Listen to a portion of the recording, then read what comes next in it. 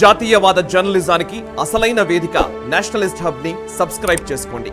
Notifications కోసం bell icon పై click చేయండి.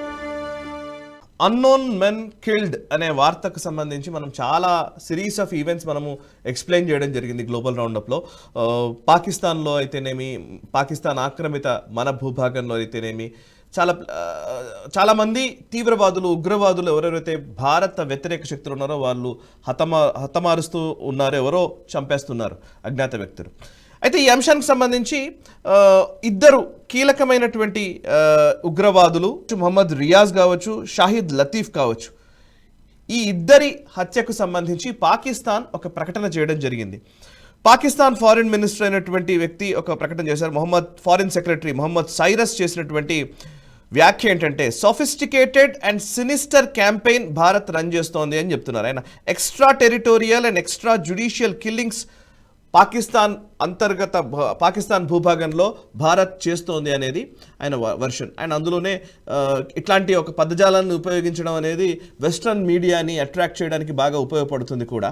And ఏదైతే కెనడాకు సంబంధించినటువంటి ప్రకటన గతంలో నిజ్జర్ విషయంలో వచ్చిందో దానికి అనుగుణంగానే ఈ ప్రకటనగా మనం చూడాలా, లేకపోతే నిజంగానే ఆయన దగ్గర నాకు ఆధారాలు ఉన్నాయి, మా దగ్గర డబ్బులు పంపిస్తూ ఉన్నారు, మా ఇండియన్ ఏజెంట్స్ని యూజ్ చేసుకొని, టెక్నాలజీని యూజ్ చేసుకుని ఇక్కడున్న క్రిమినల్స్ని, టెర్రరిస్ట్లని ప్రోత్సహిస్తూ వాళ్ళ ద్వారా ఇవన్నీ కార్యకలాపాలు నడుపుతోంది భారత్ అని పాకిస్తాన్ ఆరోపించింది. దీన్ని ఎట్లా చూస్తారు మీరు? అఫ్కోర్స్ భారత్ చాలా నిర్బంధంగా ఖండించింది, ఇది కేవలం మలేషియస్ క్యాంపెయిన్ అగేన్స్ట్ ఇండియా అని వాళ్ళు చాలా గట్టిగా భారత ప్రభుత్వం ప్రకటించింది.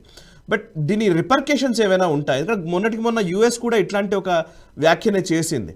సో దీని రిపర్కేషన్స్ ఏ విధంగా ఉంటాయి, ఏమైనా సిగ్నిఫికెంట్గా తీసుకోవాలా లేదా అని చెప్తారా? ఎవిడెన్స్ చూపించమనండి. కరెక్ట్, ఈ రోజు దాకా ఎవిడెన్స్ చూపించలేదు కదా.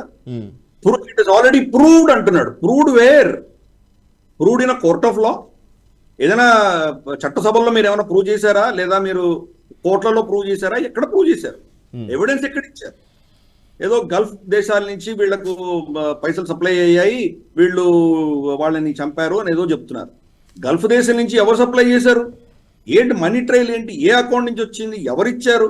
దాంట్లో భారత ఏజెన్సీలు ఎక్కడ ఇన్వాల్వ్ ఉన్నాయి? చెప్పండి, మీరు ఎవిడెన్స్ తీసుకురండి.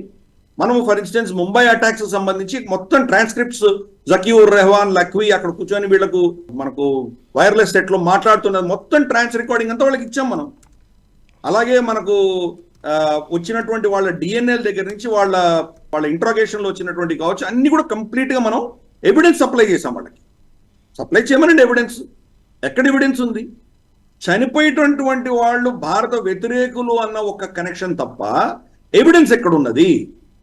ఎవిడెన్స్ లేకుండా ఏమైనా మాట్లాడచ్చు. For instance even Justin Trudeau కూడా ఏమన్నాడు, ఆయన క్రెడిబుల్ అలిగేషన్స్ అంటున్నాడు. క్రెడిబుల్ ఎవిడెన్స్ ఏం లేదు. ఇప్పుడు పాకిస్తాన్ క్రెడిబుల్ ఎవిడెన్స్ అంటున్నారు. ఎవిడెన్స్ ఏది? ఎవిడెన్స్ అన్నది కోర్ట్ ఆఫ్ లాలో అడ్మిట్ అయ్యి దాన్ని కోర్ట్ ఆఫ్ లా చట్ట ప్రకారం యాక్సెప్ట్ చేసేది ఎవిడెన్స్. ఎవిడెన్స్ మీరు ముందు తీసుకొచ్చారా? పోనీ భారతదేశానికి ఇవ్వదలుచుకోలేదు. వెస్టర్న్ దేశాలకు ఇచ్చారా? మీరు అమెరికా కానీ కెనడా కానీ ఇచ్చారా? ఇవ్వలేదు కదా.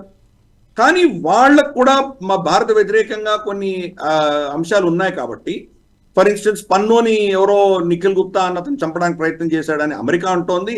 నిజ్జర్ హత్యాకాండలో భారతదేశం ఇన్వాల్వ్మెంట్ ఉండొచ్చేమో అని కెనడా అంటోంది. కాబట్టి వాళ్ళతో జత కలపడానికి కోసం పాకిస్తాన్ ఇదో మా దేశంలో కూడా వీళ్ళిద్దరిని చంపారు, రావ్లా కోర్టులో రియాజ్ని చంపారు, సియాల్ కోర్టులో షాహిద్ లతీఫ్ని చంపారు, వీళ్ళు మాకు క్రెడిబుల్ ఎవిడెన్స్ మా దగ్గర ఉంది అంటున్నాడు. ఎవిడెన్స్ ఏది? చూపించండి, ఎవరికొకరు చూపించండి. ఎవరికి ఎవిడెన్స్ చూపించకుండా ఉత్త అలిగేషన్ ఇస్తే కానీ దానికి పసే ఉంటుంది, దానికి ఏం లెక్క ఉండదు. కానీ వాళ్ళ డొమెస్టిక్ ఆడియన్స్కి చూపించుకోవడానికో, లేదా చూడు మేము ఏదో చాలా గొప్పగా ఇన్వెస్టిగేట్ చేసామని చెప్పుకోవడానికో వాళ్ళు చేసేటువంటి ప్రయత్నం. నిజమైన విషయం ఏంటంటే వాళ్ళ ఐఎస్ఐ కంప్లీట్గా ఫెయిల్ అయింది. ఇంతమంది ఆ దేశంలో చనిపోతున్నా ఒక హంతకుడిని కూడా ఈ రోజు దాకా పట్టుకోలేకపోయారు. ఈవెన్ ఈ షాహిద్ లతీఫ్ తర్వాత రియాజ్ ని చంపినటువంటి వ్యక్తులైనా మీరు అరెస్ట్ చేశారా? పోనీ అరెస్ట్ చేసి మీరు ప్రవేశపెట్టండి కోర్టులో. ఇగో వీళ్ళు చంపిన వాళ్ళు, వీళ్ళు సీసీటీవీ ఫుటేజ్, ఇది ఎవిడెన్స్. ఈ ఎవిడెన్స్ ప్రకారం వీళ్ళ ఇంట్రాగేషన్ లో వీళ్ళు భారతదేశం దగ్గర నుంచి అజిత్ దోవల్ నాకు పైసలు పంపించాడు అని చెప్పమానండి. ఏదో ఒక ఎవిడెన్స్ తీసుకురండి. మీరు ఏం ఎవిడెన్స్ లేకుండా ఊరికే అలిగేషన్స్ వేయడం అంటే దానికి హాస్యాస్పదమైన విషయం. కాబట్టి దాన్ని ఎవరు పట్టించుకోక్కర్లేదు. ఆయన పాకిస్తాన్ ఈరోజు ఎవరు పట్టించుకుంటున్నాడు? భారతదేశం యాజ్ యూజువల్ చాలా దాన్ని ఘాటుగా స్పందించి మీరే ఒక టెర్రర్ దేశం, టెర్రరిస్ట్ ని, నార్కోటిక్స్ ని ట్రాఫికర్ సంఘ వ్యతిరేక శక్తులందరినీ పట్టి పోషిస్తున్నారు. మీరు మమ్మల్ని ప్రశ్నించేది ఏంటి, మీలో మీరే కొట్టుకొని చేస్తుంటే మమ్మల్ని ఎందుకు అడుగుతున్నారు అని చెప్పేసి మనం దాన్ని కొట్టిపడేసాం మనం. సో అందుకనే పెద్ద పాకిస్తాన్కి మనం పెద్ద ఏదో క్రెడిబిలిటీ ఇవ్వాల్సిన అవసరం లేదు.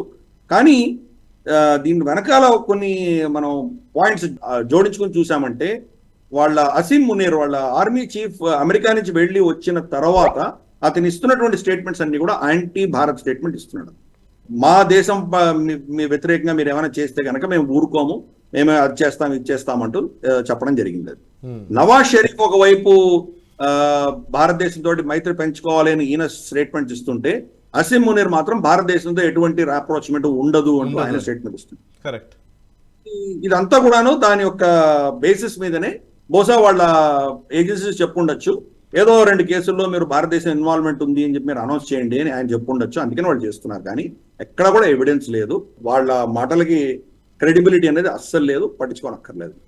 ఈ వీడియో మీకు నచ్చినట్టయితే లైక్ చేయండి, 10 మందికి షేర్ చేయండి. అలాగే కామెంట్ల రూపంలో మీ అభిప్రాయాలను మాతో పంచుకోండి. Nationalist hub group of channels ను సబ్స్క్రైబ్ చేసుకుని తెలుగునాట జాతీయవాద జర్నలిజాన్ని ప్రోత్సహించండి. ఈ వీడియో కింద ఉన్న బెల్ ఐకాన్ పై క్లిక్ చేయడం మర్చిపోవద్దు.